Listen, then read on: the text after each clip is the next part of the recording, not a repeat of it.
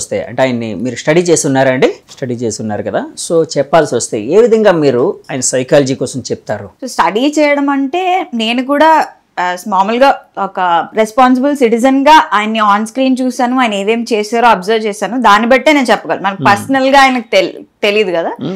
So Jagan గారు ఏంటంటే ఆయనకి రివర్స్ స్పాట్లైట్ ఎఫెక్ట్ అని అంటాను. Basically reverse spotlight effect okay. సైకాలజీలో స్పాట్లైట్ ఎఫెక్ట్ అని ఒక కాన్సెప్ట్ ఉంది. ఓకే. సో ఈ స్పాట్లైట్ ఎఫెక్ట్ అంటే ఏంటంటే మామూలుగా మనం ఉన్నాం అనుకోండి, ఎవరైనా ఒక పర్సన్, అది సెలబ్రిటీ అవ్వచ్చు, నాన్ సెలబ్రిటీ అవ్వచ్చు, మనకి ఎలా అనిపిస్తుంది అంటే ఒక పబ్లిక్ లోకి వెళ్ళినప్పుడు లేదా ఒక ఏదైనా రిప్రజెంట్ చేస్తున్నప్పుడు, ఒక పొలిటికల్ పార్టీనో సంథింగ్ ఏదైనా రిప్రజెంట్ చేస్తున్నప్పుడు అందరూ మన్నే అబ్జర్వ్ చేస్తున్నారు, అందరికి మన తప్పులు కనబడుతున్నాయి.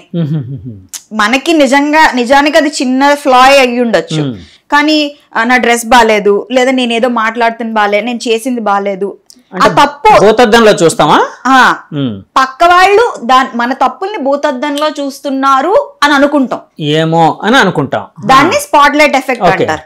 అంటే స్పాట్లైట్ అంటే ఏదో పక్క వాళ్ళు మన తప్పుల్ని ఒక స్పాట్ లైట్ వేసి, చూసారా స్పాట్ లైట్ అంటారు సినిమాలో, అట్లా స్పాట్ లైట్ వేసి చూస్తున్నారు అన్నట్టు ఫీలింగ్ వస్తుంది.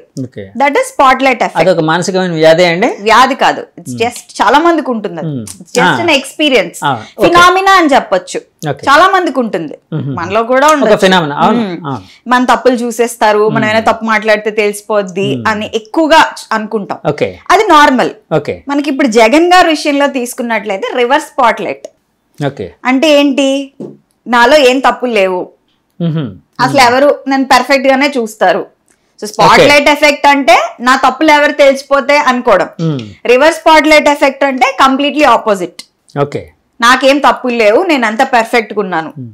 Because he is only surrounded by a very limited number of people.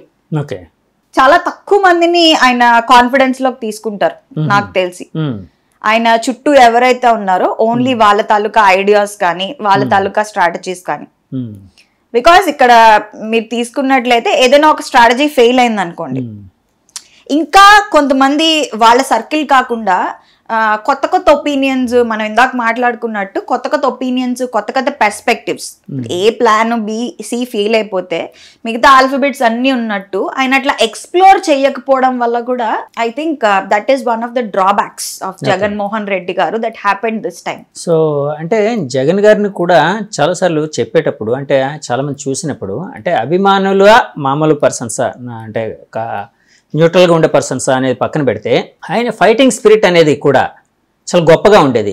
ఎందుకంటే పార్టీ పెట్టి ఒక 12-15 సంథింగ్ ఏదో ఎంత అయింది, అప్పటి నుంచి ఆయన పార్టీని నడుపుతూ ఒక పాదయాత్ర అనేది ఒకటి మొదలుపెట్టి, తర్వాత జనంలోకి మమేకం అయ్యి జనాల కాన్ఫిడెన్స్ తన మీద వచ్చేటట్టు చేసుకొని, సో ఒక్క ఛాన్స్ ఇంకోటి అంటే జనాలకి అతని మీద నమ్మకం కలిగేటట్టు చేయించుకోగలిగారు, అంటే ఒక పొలిటీషియన్గా. సో ఆ స్పిరిట్ అనేది, ఆ మొండి పట్టుదల, కొంతమంది మొండి పట్టుదల అంటారు, మొండితనం అంటారు, అలాంటిది చూస్తూ ఉంటే ఒక సైకలాజికల్ గా అతను చాలా స్ట్రాంగ్ గా ఉన్నారు అన్నట్టు కూడా అనిపిస్తూ ఉంటుంది. అలాగే ఏమైనా అనుకోవచ్చా అండి? డెఫినెట్లీ అండి, he's definitely a strong leader, with a very strong mindset. ఎందుకంటే జైల్లో ఉన్నారు, బయటకు వచ్చారు, ఎప్పుడు కూడా ఆ మైండ్ సెట్, ఆ మొమెంటము, ఆ స్పీడ్, ఆ జనాల్లోకి దూసుకెళ్లడం అనేది చాలా బాగుంది. సోషల్ ఇంజనీరింగ్ అనేది, the way he interacts with people అనేది చాలా బాగుంది. బట్ ఈయన చేస్తున్నది, ఈయనలో ఉన్న ఇంకొక విషయం ఏంటంటే లోకస్ ఆఫ్ కంట్రోల్ అంటాం.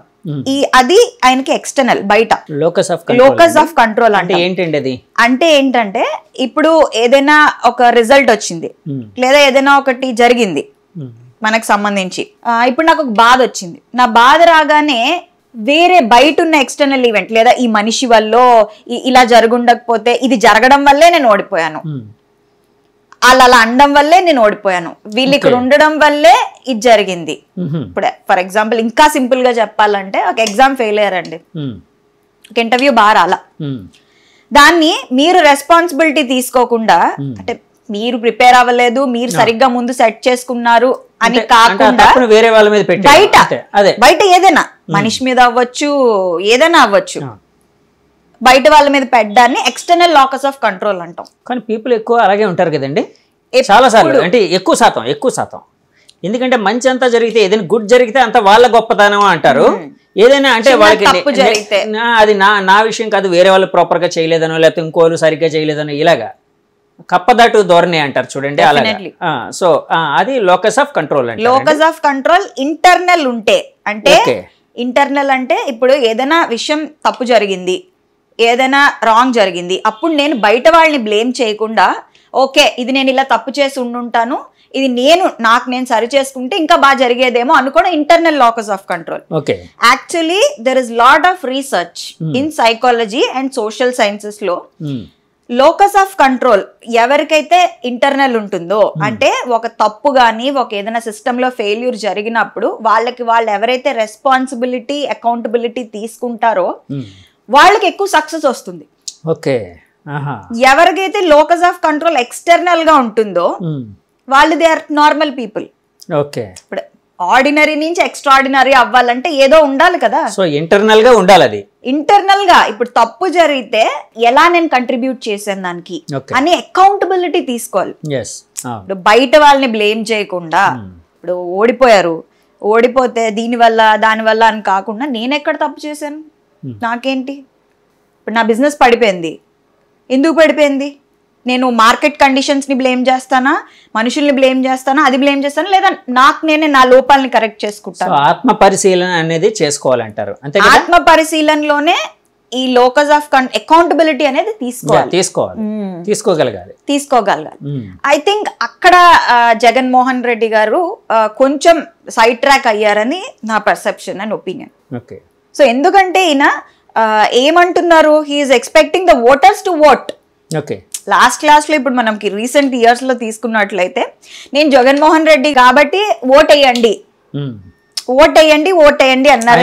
మాట కూడా అన్నారు, అంటే 175 నియోజకవర్గాల్లో ఇక్కడ అంటే పోటీ చేస్తున్న క్యాండిడేట్లు అనేది ఎవరు అనేది పక్కన పెట్టేయండి, ప్రతి చోట జగన్ అనే ఒక వ్యక్తి ఉన్నారని గుర్తుంచుకోండి అని ఓటర్లతో అన్నారు. ఒక సభలో అన్నట్టు గుర్తు నాకు, జనంతో అన్నారు. సో ఆయన ఏంటంటే మొత్తము ఆ పని అంతా రెస్పాన్సిబిలిటీ అంతా ఓటర్స్ కి ఇచ్చారు. ఒక ఎలిమెంట్ ఆఫ్ అకౌంటబిలిటీ అనేది ఎక్కడో ఒక చిన్న గ్యాప్ ఉంది. So I think that is missing in him. And ఇక్కడ ఇంకొక ఆస్పెక్ట్ మాట్లాడుకోవాలంటే సోషల్ ఇంజనీరింగ్.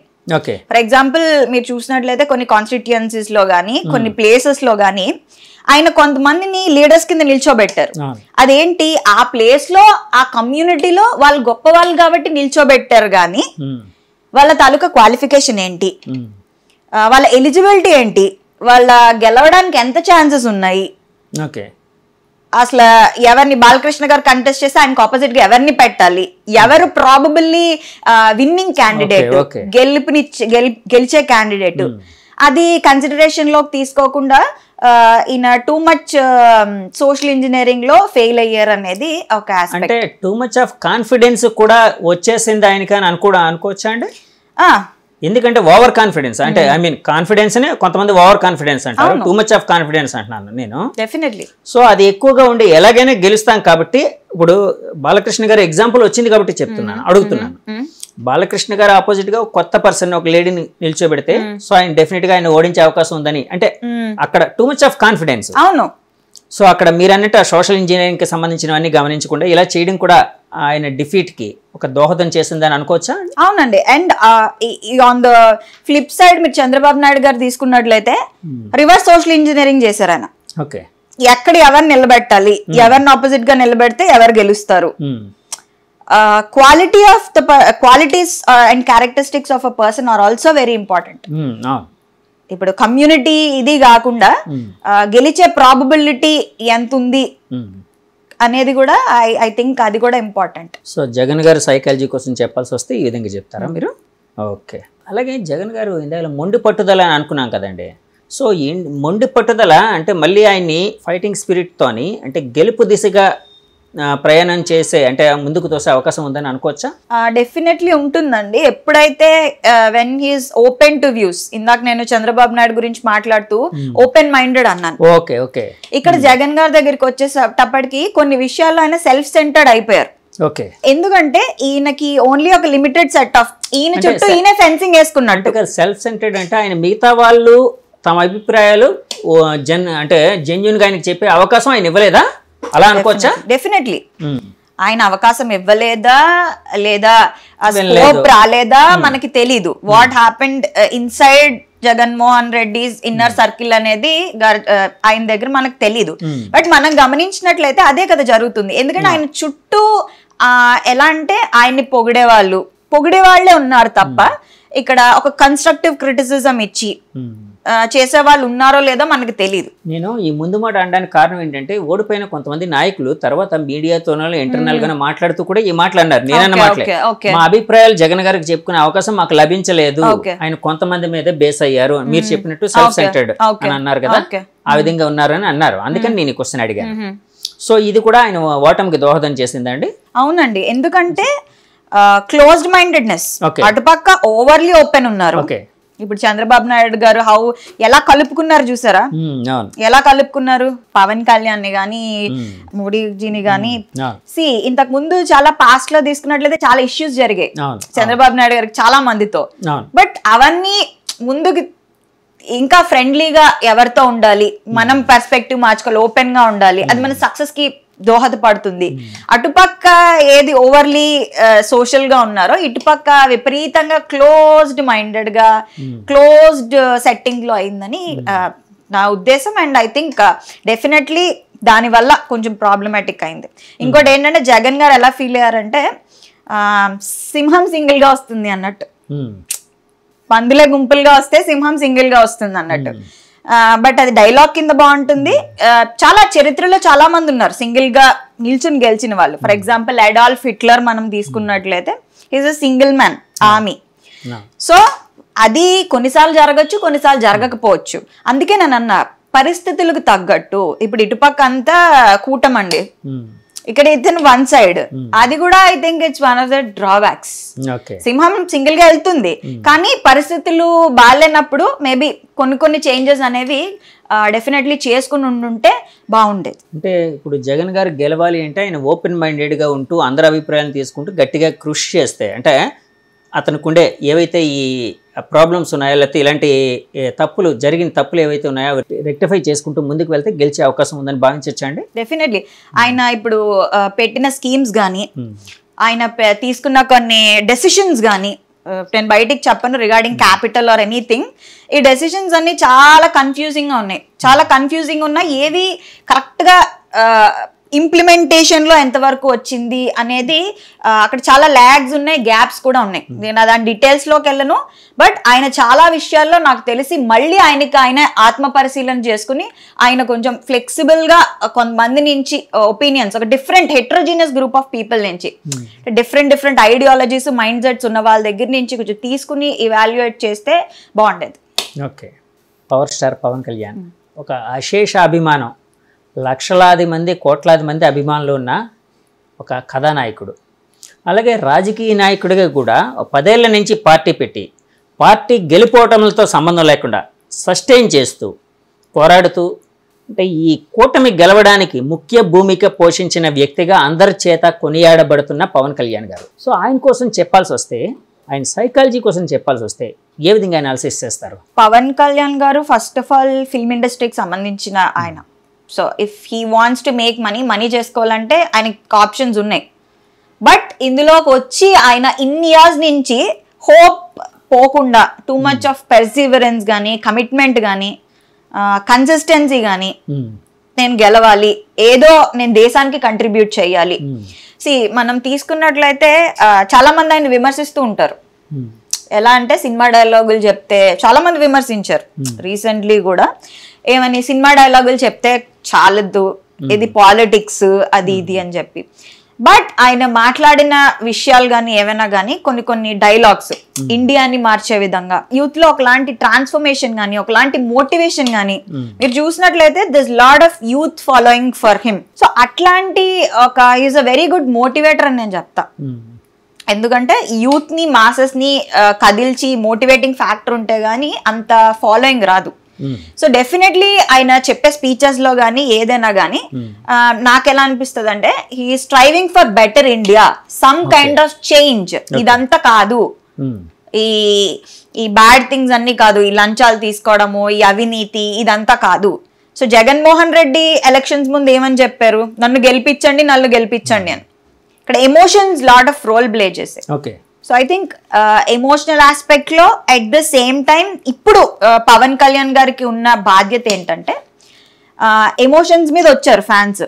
ఆయనకున్న ఒక చరిష్మా గానీ, ఆయనకి విపరీతమైన charisma, the way he motivates people, and ఆయనకున్న ఒకలాంటి భరోసా ఇస్తున్నారు చూసారా జనాలకి. ఏంటంటే నేను చేస్తాను, చేంజ్ మీకు కనిపిస్తుంది, ఇవన్నీ కాదు, you will see a new India, new Andhra Pradesh అని ఇలాంటి మోటివేటింగ్ ఫ్యాక్టర్ వల్ల I think he won. And ఇప్పుడు ఆయనకున్న టాస్క్ ఏంటంటే, ఇప్పుడు ఎవరైతే ఓటర్స్ వచ్చారో, ఆయనకి పర్టికులర్ ఫాలోయింగ్ ఉన్నదో, సో ఈ ఎమోషన్స్ తో వచ్చిన వాళ్ళు మళ్ళీ నెగిటివ్ గా ఏదైనా ఎమోషన్స్ ఫీల్ అయితే, ఎందుకంటే ఇప్పుడు ఫర్ ఎగ్జాంపుల్ ఏదైనా పర్సనల్ రిలేషన్స్ లో కానీ ఎందులో కానీ మీరు చూసినట్లయితే బాగా ఇష్టం ఉన్న వాళ్ళ దగ్గర చిన్నది ఏదైనా నెగిటివ్ గా జరగగానే కేయాస్ వస్తాయి, గొడవలు జరుగుతాయి, ఏదైనా చిన్న కాంట్రవర్సీ, చిన్న మనస్పర్ధలు రాగానే. అలాంటివి కూడా జరిగే ఛాన్సెస్ ఉన్నాయి పవన్ కళ్యాణ్ గారి గురించి. ఎందుకంటే అప్రోర్ ఒకేసారి వచ్చింది కాబట్టి ఎమోషన్స్ తో. So then might also be a flip side. కాబట్టి ఆయన చేయాల్సింది ఏంటంటే ఇప్పుడు కన్సిస్టెంట్ గా వీళ్ళని ఉంచుకోవడం.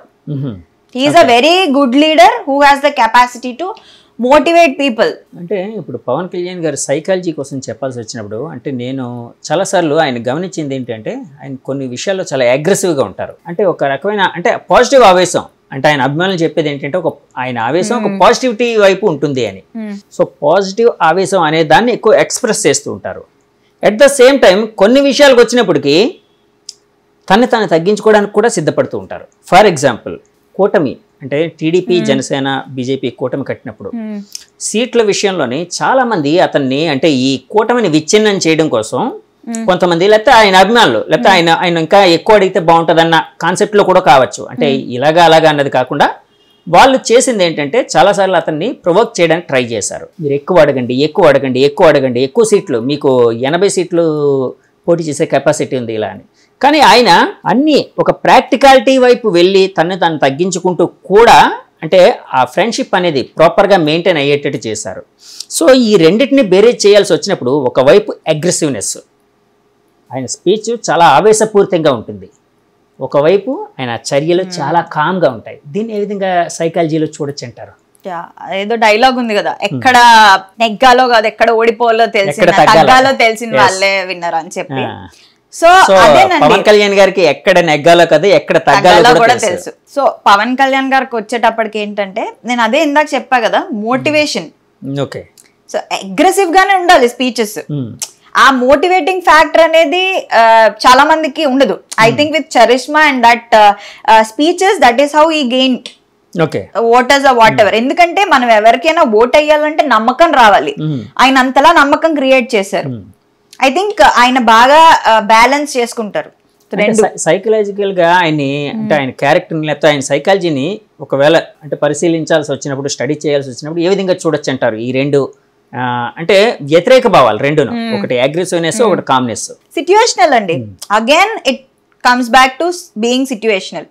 సిట్యుయేషనల్ అంటే పరిస్థితులకు తగ్గట్టు, ఎక్కడ మనం గట్టిగా ఉండాలో తెలియాలి, ఎక్కడ సాఫ్ట్ గా ఉండాలో తెలియాలి. సో ఆయన మనుషుల్లోకి వెళ్ళినప్పుడు అగ్రెసివ్ గా మాట్లాడేవారు, ఎందుకు అది రీచ్ అవుతుంది. ఇప్పుడు నేను సాఫ్ట్ గా ఏదో సాఫ్ట్ టోన్ లో ఏదైనా మామూలుగా చెప్పాను అనుకోండి, అది రీచ్ అవ్వకపోవచ్చు. కానీ నేను దానికి ఒక ఎమోషన్ యాడ్ చేసి చెప్పాను అనుకోండి, ఒక ఎమోషన్ యాడ్ చేసి చెప్పినప్పుడు అది రీచ్ అవుతుంది. ఇప్పుడు గోల్ ఏంటి ఎవరికైనా పొలిటీషియన్ కి? To reach the common man. So common man ఎలా రీచ్ అవ్వాలి? Through emotion. సో ఆయన ఫీల్ అయ్యి, ఆయన ఐ థింక్ అగ్రెషన్ కాదు, అగ్రెషన్ తో ఒకలాంటి చూసారా మీరు కొంతమంది పొలిటీషియన్స్ గానీ, ట్రాన్స్ఫర్మేషనల్ లీడర్స్ గానీ, వాళ్ళు మాట్లాడుతున్నప్పుడు వాయిస్ మాడ్యులేషన్ గానీ, ద ఎమోషన్ విత్ విచ్ అంటే భావం ఏం చెప్తామో అది బాగా రీచ్ అవుతుంది. అట్ ద సేమ్ టైం వాళ్ళ యాక్షన్స్ అనేవి సిట్యుయేషనల్ గా ఉండాలి, సిట్యుయేషన్ కి తగ్గట్టు, పరిస్థితులకు తగ్గట్టు ఉండాలి. సో ఐ థింక్ ఆయన బాగా మేనేజ్ చేసుకోగలిగారనే చెప్పొచ్చు. అలాగే పవన్ కళ్యాణ్ గారి ఆహార్యం చూసినప్పుడు